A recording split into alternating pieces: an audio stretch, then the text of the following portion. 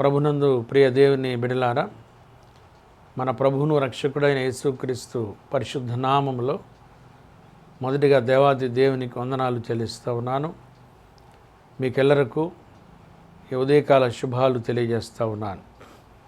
Saint Matthew centenary west parish పక్షంగాను, అలాగనే PCC వారు, చైర్మన్ ట్రెజరర్, సంఘ కాపుర్ల పక్షంగా మీకు ప్రత్యేకమైన శుభాభివందనాలు తెలియజేస్తూ ఉన్నాను. ఈరోజు మనం ప్రత్యేకంగా త్రిత్వము తర్వాతి 11వ ఆదివారంలోనికి ప్రవేశించాం. అంత మాత్రమే కాకుండా ఈ యొక్క దినం మన భారతదేశం అంతా కూడా 75వ స్వాతంత్ర దినోత్సవ వేడుకలను ఆచరిస్తున్న శుభదినం. మీకెల్లరకు 75వ స్వాతంత్ర దినోత్సవ శుభములు తెలియజేస్తూ ఉన్నాను. నేటి దైవ వర్తమానం కొరకై ప్రార్థన చేసుకుందాం. తలలు వంచి కళ్ళు మూసుకుందాం. మౌన్నతుర దయగలిగిన ప్రభు, నీ ఘనమైన శ్రేష్టమైన పరిశుద్ధ నామానికి వందనాలు, స్తోత్రాలు. నీ వాక్యాన్ని వీక్షిస్తున్న బిడ్డలను దీవించమని, నా నోటి మాటలు, మా అందరి హృదయ ధ్యానములు నీ దృష్టికి అంగీకారముగా ఉంచండి. నీ ఆత్మచేత అల్పుడనైన నన్ను అభిషేకించమని, ప్రతి ఒక్కరి ఆధ్యాత్మిక జీవితంలో నీ వెలుగు చేత నింపుమని యేసు పరిశుద్ధ నామమున ప్రార్థించి వేడుకొనుచున్నాము తండ్రి, ఆమేన్. ప్రియ దేవుని బిడ్డలారా, ఈ ప్రత్యేక ఈ దినాన్ని ఏర్పాటు చేయబడిన లేఖన భాగాలు మనం గమనించినట్లయితే, పాత నిబంధనలో సమూయేలు 2వ గ్రంథం 22వ అధ్యాయం 21 నుండి 29 వచనాల వాక్య భాగం ఈరోజు మనం జ్ఞాపకం చేసుకుంటున్నాం. అలాగనే పత్రిక వాక్య భాగముగా అపోస్తలుడైన పౌలు రోమీయులకు రాసిన పత్రిక 10వ అధ్యాయం 4 నుండి 18 వచనాల వాక్య భాగాన్ని జ్ఞాపకం చేసుకుంటున్నాం. నేటి సువార్త వాక్య భాగముగా లూకాసు సువార్త 7వ అధ్యాయం 36 నుండి 50 వచనాల వాక్య భాగాన్ని మనం జ్ఞాపకం చేసుకుంటున్నాం. కాబట్టి ఈరోజు ఈ వాక్య భాగాలని మనం గమనిస్తుంటే మనకి కనిపించే ప్రాముఖ్యమైన అంశం ఏమిటి అని అంటే రక్షణ, సాల్వేషన్.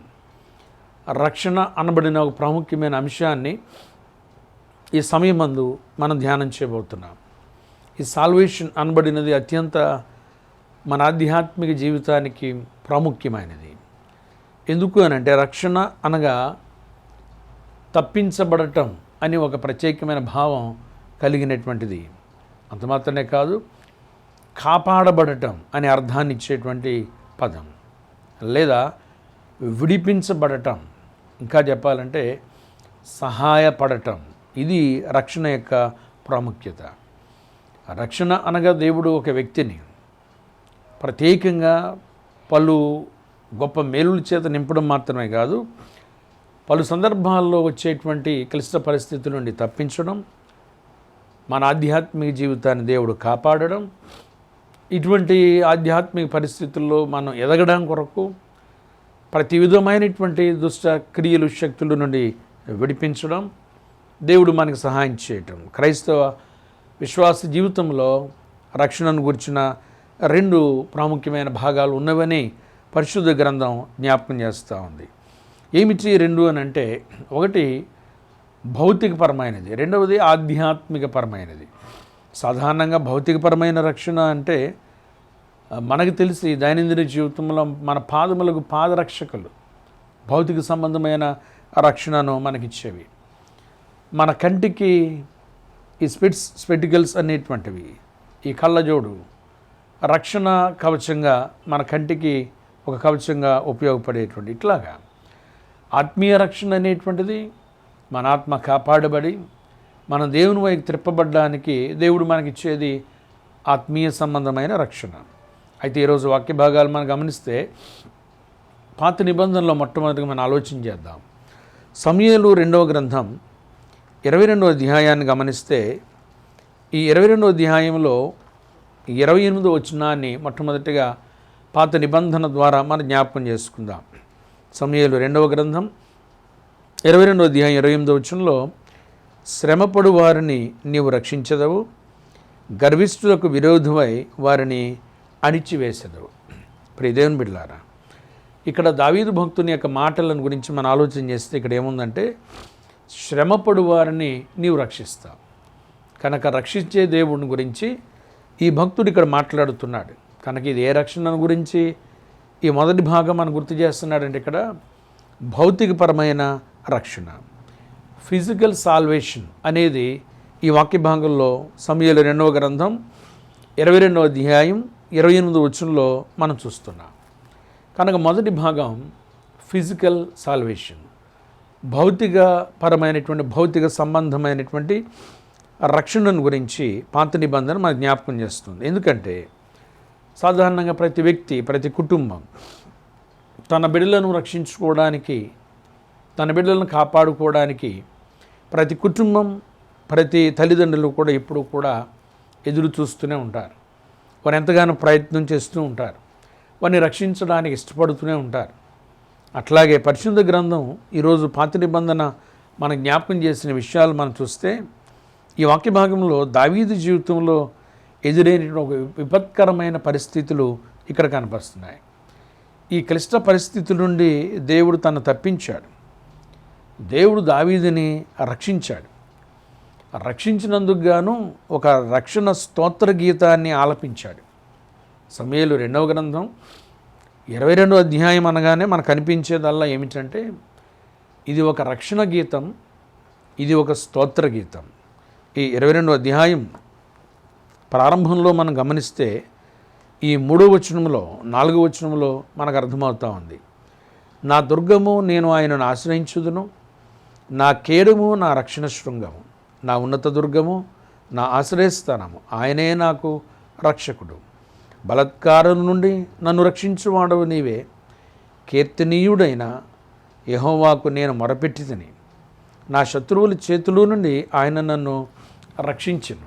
కనుక కీర్తనీయుడైన నా దేవునికి నేను మొరపెట్టాను అని చెప్పి స్తోత్ర గీతాన్ని ఆలపిస్తున్న భక్తుని యొక్క ఈ గీతమే ఈరోజు మనం ధ్యానం చేస్తున్న ఈ సమూయేలు 2వ గ్రంథం 22వ అధ్యాయం. ప్రియ దేవుని బిడలారా, ఇది ఒక భౌతికపరమైనటువంటి ఫిజికల్ సాల్వేషన్. ఎందుకంటే ఈరోజు ఈ వాక్య భాగంలో చదివాం, శత్రువుల చేతుల్లో నుండి దేవా నీవు నన్ను విడిపించావు. వారు ఎటువంటి వారు అంటున్నాడంటే పగవారుని బలిష్టమైనటువంటి వారు, పగ కలిగినటువంటి వారు. 18వ వచనం చూస్తే మనకు అర్థమవుతుంది. ఈ 22వ అధ్యాయం 18వ వచనంలో అన్నాడు, బలవంతులకు పగవారు, నన్ను ద్వేషించువారు, నాకంటే బలిష్ఠులై ఉండగా వారి వశము నుండి ఆయన నన్ను రక్షించెను. ప్రియ దేవుని బిడలారా, కనుక శత్రు సైన్యం అనేటువంటి వారు, పగవారు అనబడినటువంటి వారు, వారి గురించి ఏమన్నాడంటే బలిష్ఠులైనటువంటి వారు, నాకంటే బలము కలిగినటువంటి వారు అన్నాడు దావీదు. అటువంటి వారి చేతి నుండి దేవా నీవు నన్ను రక్షించావు. అందుకనే ఈ రక్షణ గీతాన్ని ఆలపిస్తున్నాడు. భౌతికపరంగా నన్ను రక్షించావు, నాకు సహాయం చేసావు, నాకు విడుదలనిచ్చావు. ప్రియ దేవుని బిడ్డలారా, అందుకనే 72వ కీర్తనలో కూడా ఈ కీర్తనాకారుడైన దావీదు ఇదే విషయాన్ని 12, 13 వచనాల్లో జ్ఞాపకం చేస్తాడు. అక్కడ పేదలు కానీ, నిరుపేదలు కానీ, దరిద్రులు కానీ, దీనులు కానీ, ఇటువంటి వారందరి విషయంలో కూడా ఈ కీర్తనాకారుడు పదే పదే జ్ఞాపకం చేసేది అదే.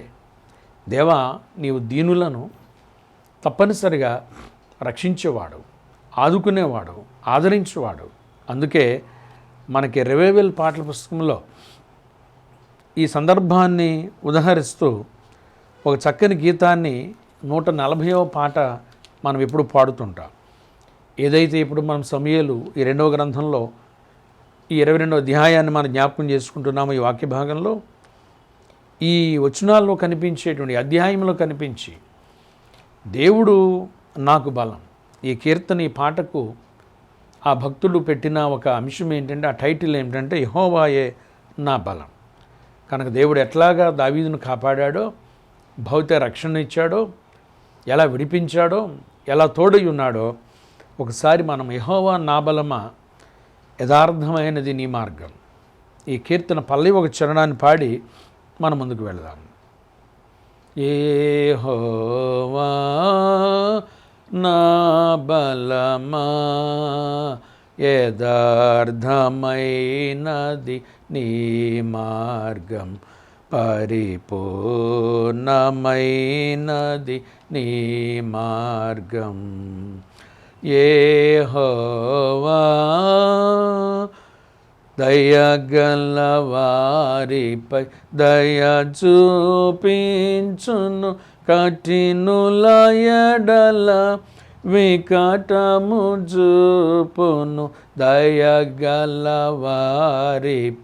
దయ చూపించును, కఠినుల ఎడల వికటము చూపును. గర్విష్ఠుల యొక్క గర్వము నణచును, గర్విష్ఠుల యొక్క గర్వము నణచును. సర్వము నెరిగిన సర్వాధికారి, సర్వము నెరిగిన సర్వాధికారి యెహోవా నా బలమా. యథార్థమైనది నీ మార్గం, పరిపూర్ణమైనది నీ మార్గం. యెహోవా. ప్రియదేవుని బిడ్డలారా, ఈ పాత నిబంధన వాక్య భాగాన్ని బట్టి మనకు అర్థమయ్యేది, దేవుడు దావీదును కాపాడిన విధానం, ఇది భౌతిక సంబంధమైన రక్షణను అనుగ్రహించాడు. అట్లా మన జీవితంలో కూడా ఇటు రక్షణ నిరంతరం మనకిచ్చి, మనకు విడుదలనిచ్చి, దేవుడే మనకు తోడైంది, బలమై ఉన్న దేవుడు అనే విషయాన్ని పాత నిబంధన వాక్య భాగం జ్ఞాపకం చేస్తూ ఉంది. ఇక రెండవది మనం పరిశీలన చేస్తే, ఈరోజు ఏర్పాటు చేయబడిన సువార్త వాక్య భాగాన్ని గమనించుదాం.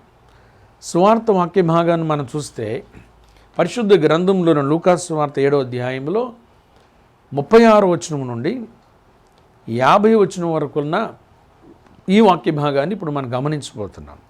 సాధారణంగా ఈ వాక్య భాగం అనేక సందర్భాల్లో మనం ధ్యానం చేసినటువంటి ప్రాముఖ్యమైనటువంటి విషయమే.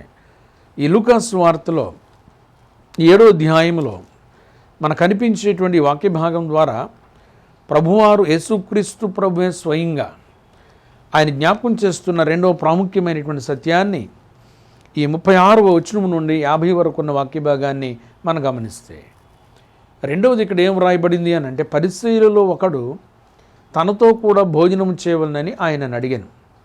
ఆయన పరిసయ్యుని ఇంటికి వెళ్ళి భోజన పంక్తిని కూర్చుండగా ఆ ఊరిలో ఉన్న పాపాత్మురాలైన ఒక స్త్రీ యేసు పరిసయ్యుని ఇంట భోజనమును కూర్చున్నాడని తెలుసుకొని ఒక బుడ్డెలో అత్తరు తీసుకుని వచ్చి వెనక తట్టు ఆయన పాదముల యొద్ద నిలబడి ఏడ్చుచు కన్నీళ్లతో ఆయన పాదములను తడిపి తన తల వెంట్రుకలతో తుడిచి ఆయన పాదములను ముద్దు పెట్టుకొని ఆ అత్తరు వాటికి పూసాను. ప్రియదేవుని బిడ్డలారా, ఈ రెండవ వాక్య భాగాన్ని ఈ సువార్త పాఠ్యభాగంగా మనం గమనిస్తే, ఇక్కడ ఒక స్త్రీని గురించి, ఒక పాపాత్మురాలైన స్త్రీ యేసు ప్రభువు ఆ పరిసయ్యుని ఇంట ఉన్నాడని తెలుసుకొని ఆమె వచ్చింది. ఇప్పుడు ఈమె జీవితంలో ఏం జరిగింది అనేది ఈ వాక్య భాగం చదువుతుంటే మనకు అర్థమవుతుంది. కాబట్టి రెండవ ప్రాముఖ్యమైన భాగం ఏంటంటే ఆత్మీయమైన రక్షణ.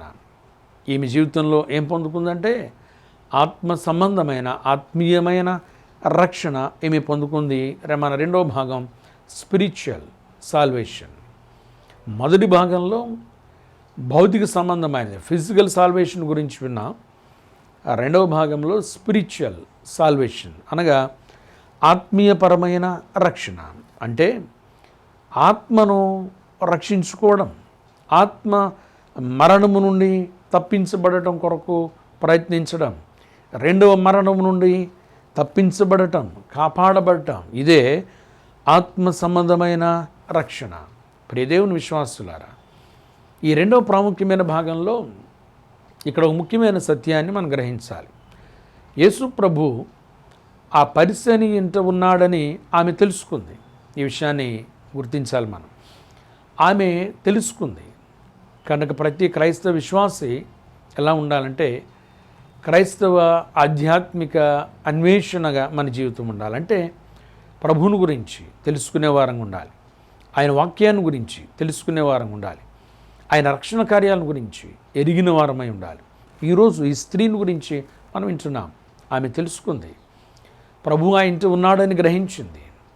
వెంటనే ఆమె ప్రయాసపడి విలువైన జటమాంసి అత్తరు తీసుకుని ఆమె ఆ బుడ్డిని తీసుకొని ప్రభు చెంతకు బయలుదేరి విడింది. ప్రియదేవుని విశ్వాసుల ఆత్మ సంబంధమైన రక్షణ కొరకు ఆమె ఆరాటపడుతుంది. అందుకనే ఈరోజు రెండవ భాగాన్ని చదువుతుంటే మనకు అర్థమవుతుంది, పాపము నుండి, పాప జీవితం నుండి ఈమె విడుదల పొందుకుంది అనే విషయాన్ని ఈ వాక్య భాగం మనం గుర్తు చేస్తూ ఉంది. పాపాత్మురాలు ఆమె విడుదల పొందుకుంది. ఎందుకంటే అక్కడ ఒక మాట మనం చదివాం. ఈ లూకాసు సువార్త 7వ అధ్యాయంలో 37వ వచనాన్ని మనం గమనించినట్లయితే ఇక్కడ రాయబడింది, ఆ ఊరిలో ఉన్న పాపాత్మురాలైన ఒక స్త్రీ అనే మాట వ్రాయబడింది. ఎన్నో ఘోరమైన తప్పిదాలు, పాపములు ఈమె చేసింది. అంతే స్థాయిలో ఈమె యేసు ప్రభు దగ్గరకు వచ్చి ఆయన శరణు వేడింది. అంతే స్థాయిలో యేసు ప్రభు దగ్గరకు వచ్చి తన పాపములను ఆమె ఒప్పుకుంది. ప్రియ దేవుని బిడ్డలారా, ఏ స్థాయిలో ఘోర పాపాలు చేసిందో, ఘోర తప్పిదాలు చేసిందో, అదే స్థాయిలో ప్రభు చెంతకు పరుగునొచ్చింది. ప్రభువుని గురించి తెలుసుకుంది. ప్రభు చెంతకు వచ్చి ఏడ్చింది. ఈరోజు ఈ వాక్య భాగంలో చాలా స్పష్టంగా రాయబడినటువంటి మాట మనం చూసాం. ఆమె ఏడ్చుచు కన్నీళ్లతో ఆయన పాదములను తడిపి, ప్రియదేవుని విశ్వాసులారా, ఈ మాటను మనం గమనించాలి. ఎందుకంటే ఆజ్ఞాతికరమే పాపం వల్ల వచ్చే జీతం మరణం. కాబట్టి ఈ ఆధ్యాత్మిక మరణం నుండి తప్పించబడాలి. కాబట్టి ఆమె ఆత్మ సంబంధమైన రక్షణ కొరకు ప్రాధేయపడి ప్రభు దగ్గరికి వచ్చింది. ఆమె ఏం చేసింది అనే మాట ఆమెను గురించి ఇక్కడ చదువుకుంటున్న ఈ మాటను ఇప్పుడే మనం జ్ఞాపకం చేసుకున్నాం. కన్నీళ్లతో ఆయన పాదములను తడిపి, ఇప్పుడు దేవుని బిడ్డలారా, ఎంత కన్నీటి ధార, ఎంతగా ఎలుగెత్తి ఏడ్చింది. ఆమె గుండె పగిలిలా ఏడ్చింది. కన్నీటితో పాదములు తడపడం అంటే సామాన్యమైన విషయం కాదు. పాదములను తొడవటం అంటే సామాన్యమైన విషయం కాదు. తల వెంట్రుకలతో అంతగా ఆమె ఉవ్వెత్తున తనలో ఉన్న పాప నైజాన్ని ప్రభువు చెంత ప్రక్షాళన కొరకు ఆయన పాదాల చెంత చేరి ఒప్పుకుంటుంది. ఎంతో పరితప్త హృదయంతో విజ్ఞాపన చేసింది. అందుకే యేసుక్రీస్తు ప్రభు ఈమె జీవితంలో ఒక ఆధ్యాత్మికమైన ఆత్మీయమైన రక్షణను అనుగ్రహించారనే సత్యాన్ని మనం గమనించాలి. అందుకని యేసుక్రీస్తు ప్రభు ఈ లోకంలో ఆయన వచ్చింది ఎందుకు, ఆయన పుట్టింది ఎందుకు అనంటే కేవలం పాపులను రక్షించడానికి యేసు ప్రభు వచ్చారు. అందుకే మనిషి కుమారుడు ఈ లోకానికి వచ్చింది ఎందుకంటే మనల్ని విడుదలనివ్వడానికి, మనల్ని రక్షించడానికి, పాప కోపంలో నుండి మనకు సహాయం చేయడానికి. అందుకే ఆయనకు ఆ రక్షకుడు అని పేరు పెట్టబడింది.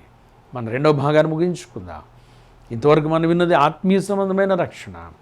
ఒక వ్యక్తి మరణము అనగా రెండవ మరణానికి వెళ్ళిపోవడం ద్వారా, పాతాళానికి వెళ్ళిపోవడం ద్వారా, నరక కోపంలోనికి వెళ్ళిపోవడం ద్వారా ఆధ్యాత్మిక రక్షణను పొందుకోలేం. కాబట్టి మన సజీవులుగా ఉండగానే, దీపం ఉండగా నీళ్లు చక్కబెట్టుకునేటట్టుగా ప్రభువు చెంతకు వచ్చింది. కన్నీటితో విలిపించింది, ఎలుగెత్తి ఏడ్చింది, అతరుతో ప్రభువుని అభిషేకించింది. అంత మాత్రమే కాదు, తమ పాపములను ఒప్పుకోవడానికి ప్రభువు చెంతకు చేరింది.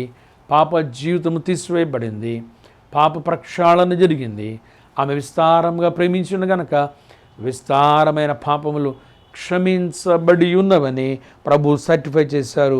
ప్రియ దేవుని బిడలారా, కాబట్టి మనము రెండవదిగా ఆత్మీయ సంబంధమైన రక్షణ పొందుకోవాలంటే ఏం చేయాలంటే పాపములు ఒప్పుకోవాలి.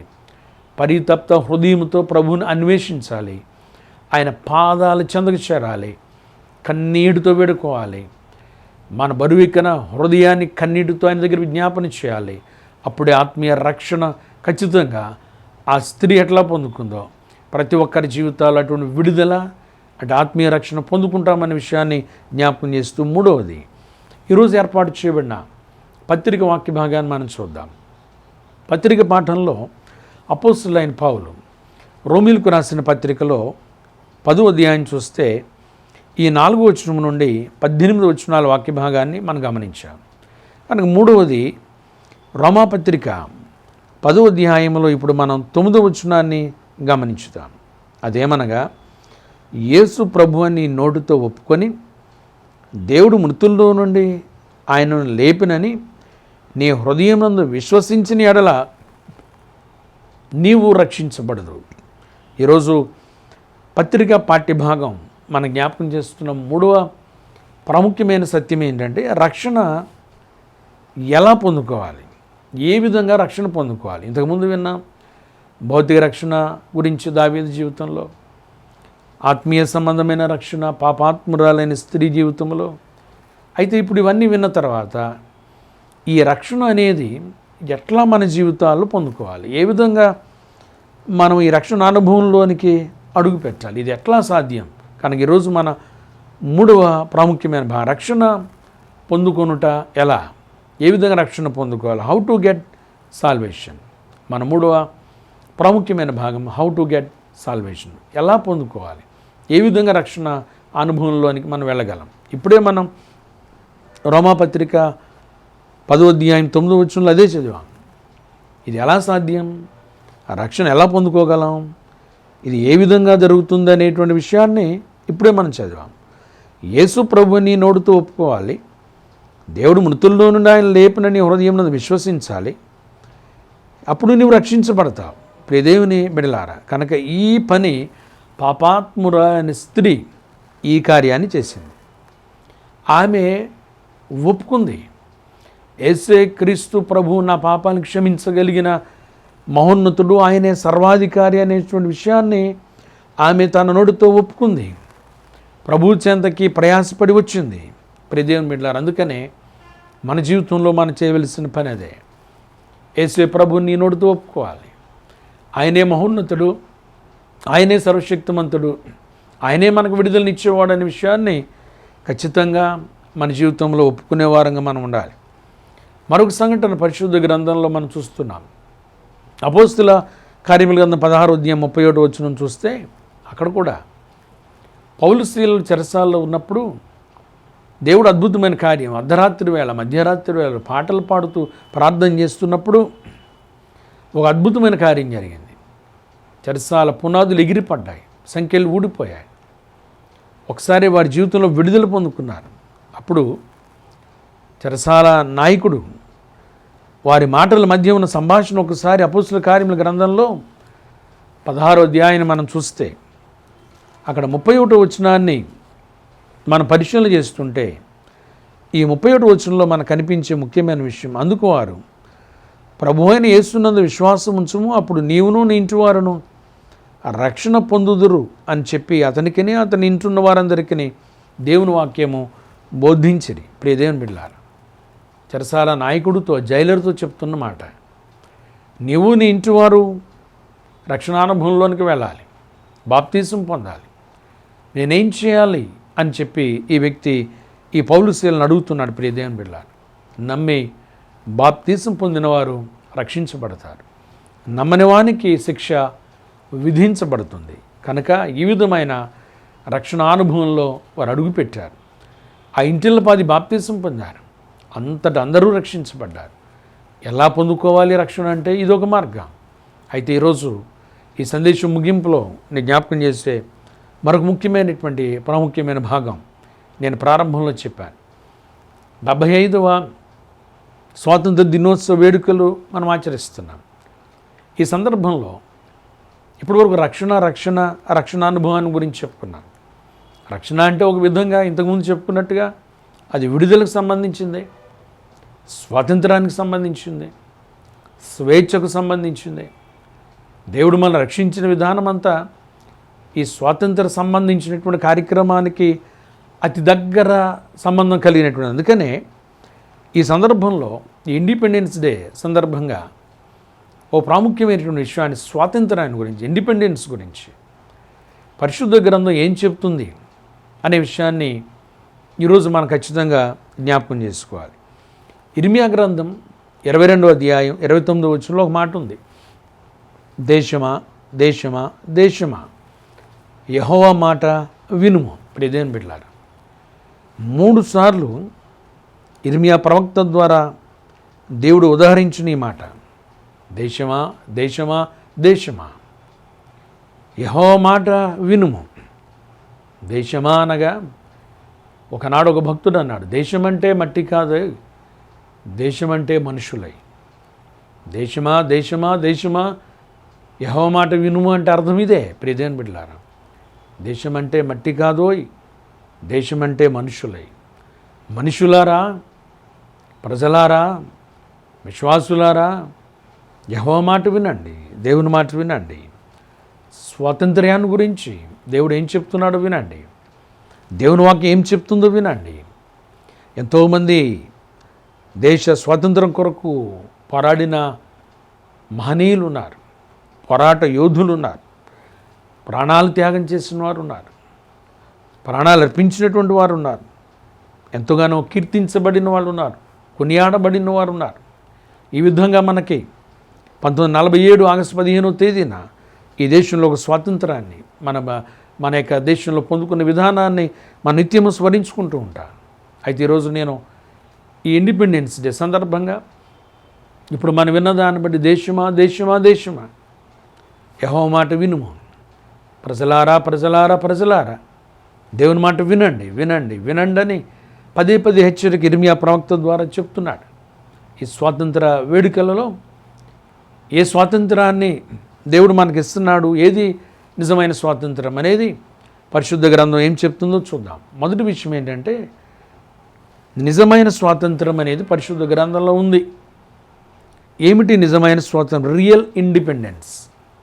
నిజమైన స్వాతంత్రం ఏంటో యోహాను సువార్త 8వ అధ్యాయంలో 36వ వచనాన్ని మనం గమనించుదాం. యోహాను సువార్తికుడు 8వ అధ్యాయంలో చెప్తున్న మాట, అనగా యేసుప్రభు స్వయంగా ఈ విషయాన్ని మనం జ్ఞాపకం చేస్తున్నారు. యోహాను సువార్త 8:36లో, కుమారుడు మిమ్మును స్వతంత్రులుగా చేసిన యెడల మీరు నిజముగా స్వతంత్రులయ్యుందురు. గమనించారా? మీరు నిజముగా స్వతంత్రులై ఉందురు. కనుక ఇది నిజమైన స్వాతంత్ర్యం. రియల్ ఇండిపెండెన్స్ అనేది యోహాను సువార్త 8:36లో మనం చదివాం. స్వాతంత్రం అనేది గొప్ప భాగ్యం. ఎందుకంటే ఒకప్పుడు మన ఇష్ట ప్రకారం వ్యాపారం చేసుకోవడానికి బ్రిటిష్ వారి పాలనలో అవకాశం ఉండేది కాదు. కర్మాగారంలో మనకు కావలసిన వస్తువులు తయారు చేసుకునే అవకాశం ఉండేది కాదు. ఆంగ్లేయుల పాలనలో వారు ఏం చెబితే అదే, వారు చెప్పిన సరుకుల్ని ఎగుమతి చేసుకోవాలి, దిగుమతి చేసుకోవాలి, వాటిని మాత్రమే తయారు చేసుకోవాలి. ఒకప్పుడు ఇశ్రాయేలీయులు అనబడిన వారు కూడా ఐగుప్తు దేశంలో బానిస బ్రతుకును అనుభవించారు, వెట్టి చాకిని అనుభవించారు, అగ్నికులమైన బానిస బ్రతుకులో వారు ఉన్నారు.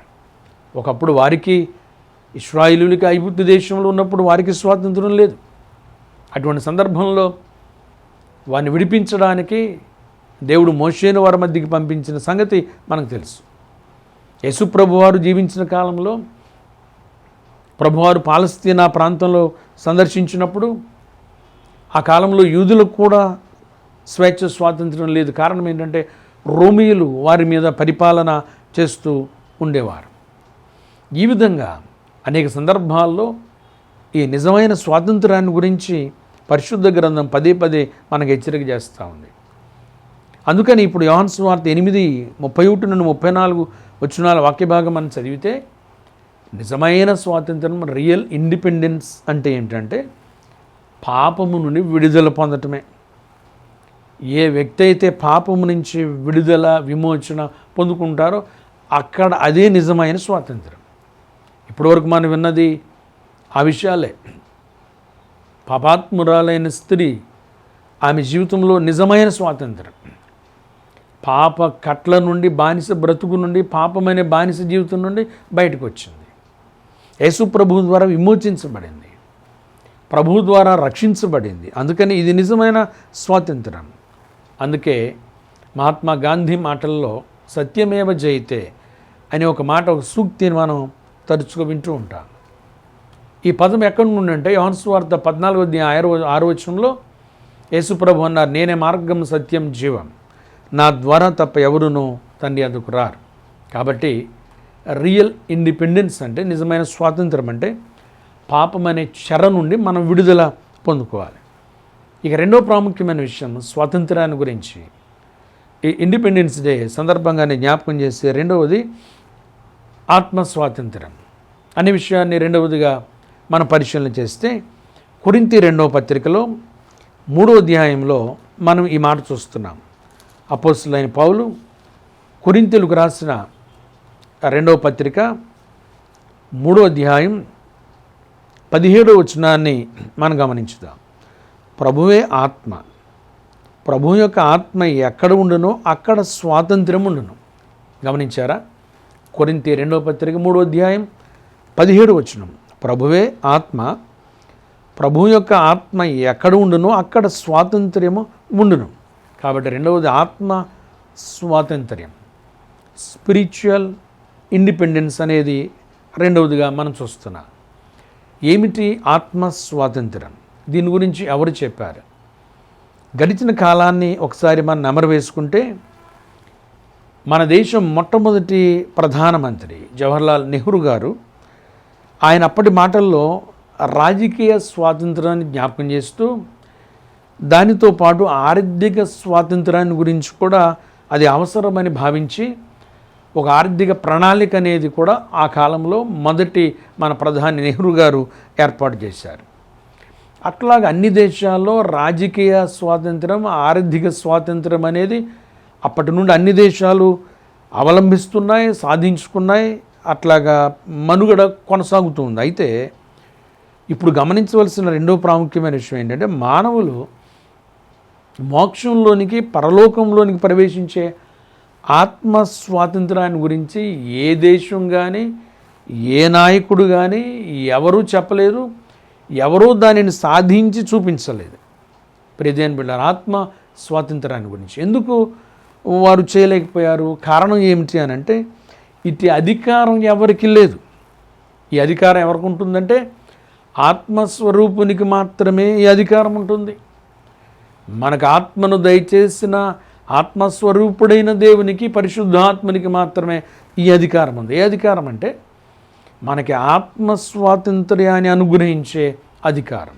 ఇప్పుడు మనం అదే ఈ వాక్య భాగంలో కొరింథీ 2వ పత్రిక 3:17లో చదివాం. ప్రభువే ఆత్మ, ప్రభు యొక్క ఆత్మ ఎక్కడ ఉండునో అక్కడ స్వాతంత్ర్యం ఉండును.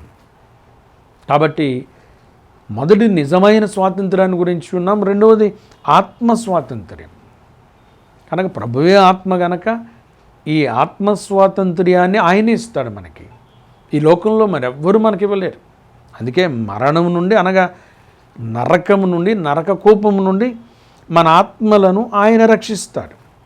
ఈ స్వాతంత్రానికి అందరూ అర్హులే. కానీ ఒక విషయాన్ని మనం గమనించాలి. ఈ ఆత్మ స్వాతంత్రం అనే దానికి అందరూ అర్హులే, కానీ లోకాన్ని జయించి క్రీస్తుని రక్షకునిగా అంగీకరించిన వారికే అవకాశం. ప్రియదేవుని బిడ్డలారా, అందరికీ అర్హత ఉంది, మనం ప్రవేశించడానికి అవకాశాన్ని ఇస్తానంటున్నాడు.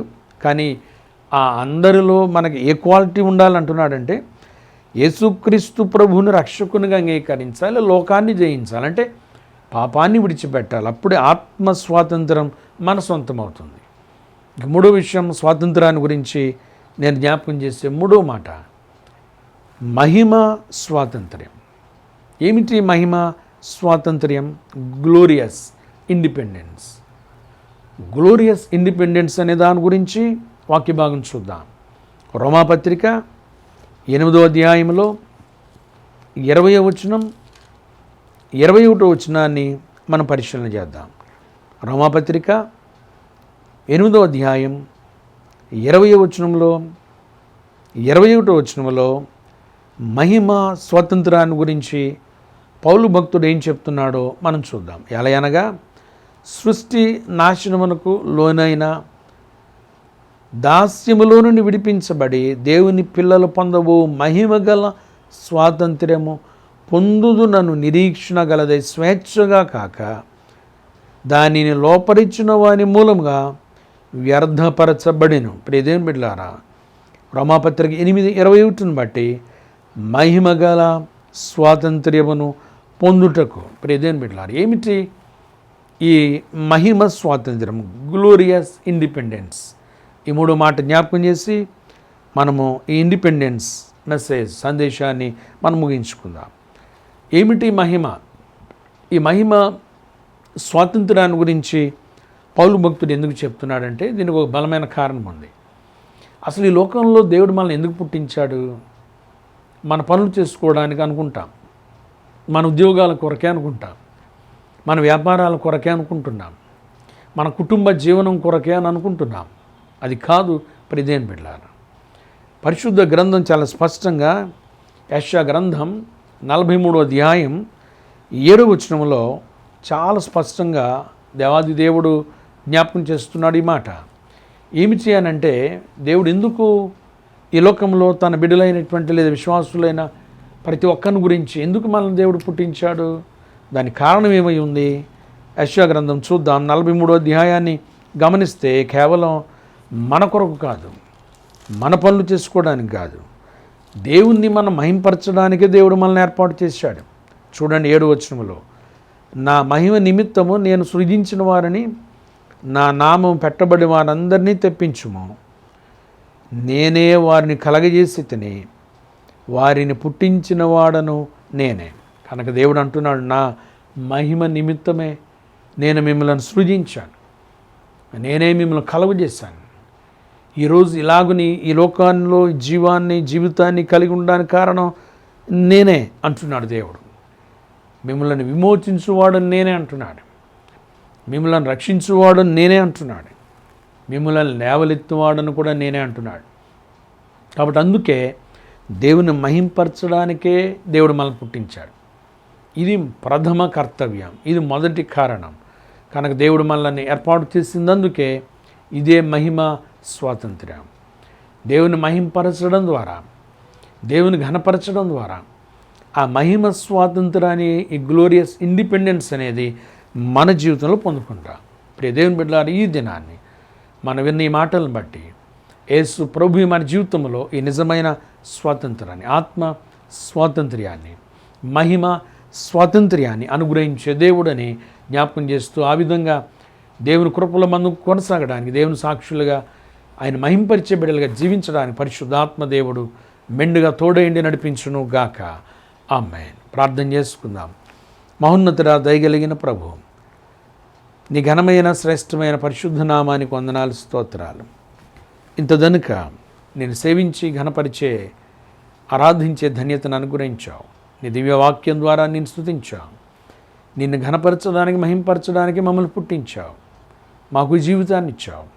అందుబట్టి స్తోత్రాలు.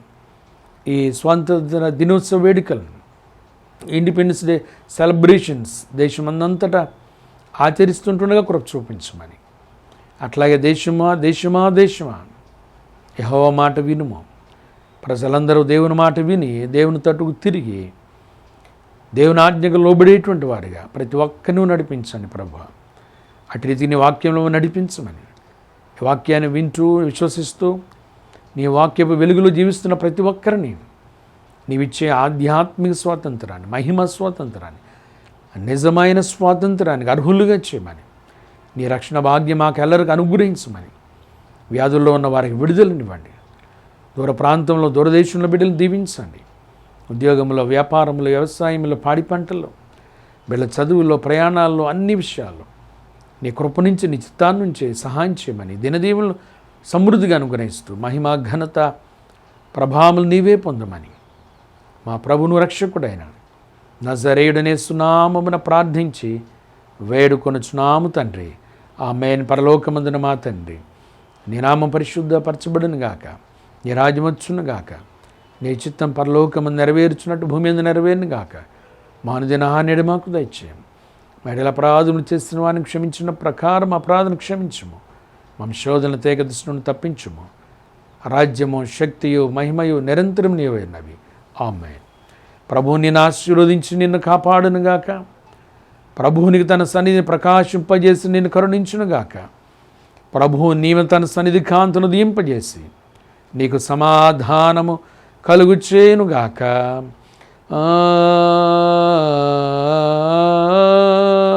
ఆమేన్.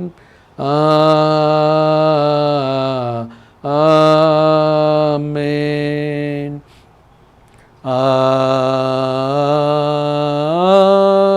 ఆమేన్.